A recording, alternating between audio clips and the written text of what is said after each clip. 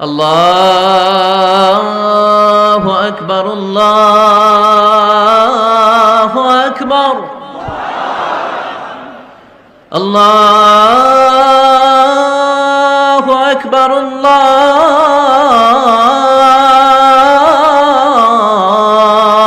আকবার।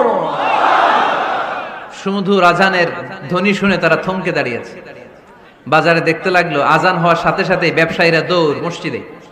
কিন্তু কি আজীব তামাশা, তাদের নাজরান দেশে ব্যবসায়ীরা যেমনি দোকানপাট বন্ধ করে ছুটে, মদিনার মুহাম্মদ সাল্লাল্লাহু আলাইহি ওয়াসাল্লামের উম্মতেরা দোকান বন্ধ করে ছুটে না। দোকান যার যার দোকান যেরকম ছিল ওইভাবে রেখেই দৌড়।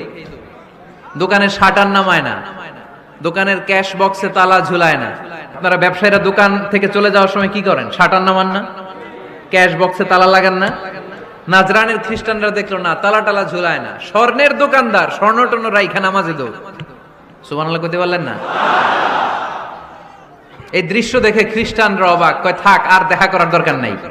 কিভাবে মুহাম্মদ সাল্লাল্লাহু আলাইহি ওয়াসাল্লাম গোটা বিশ্ব কবজায় এনেছে এই দৃশ্যই দেখে আমরা বুঝতে পেরেছি। তারপরে অনেকে বললো এত দূর থেকে এসেছি মিটিংটা করে যাই। জোহরের নামাজের পর তাদের দুধ যেয়ে বলল খ্রিস্টান পাদ্রী এসেছে 60 জন দেখা করতে চায়। বিশ্বনবী বিপাকে পড়ে গেলেন, হায় হায় কই বসতে দিব, আমার তো তাদের মতো রাজপ্রাসাদ নাই, আমার তো এরকম বড় বালাখানা নাই, ডুপ্লেক্স ট্রিপ্লেক্স বাড়ি নাই, কই বসাবো? এক সাহাবী বললেন, ইয়া রাসূলুল্লাহ পাহাড়ের পাশে ছায়া আছে, চলেন ওইখানে বসি। আল্লাহ রাসূল বললেন, একটা কথা বললা, এরা খ্রিস্টান মেহমান, এদেরকে নিয়ে ছায়ার মধ্যে বসা যায় নাকি?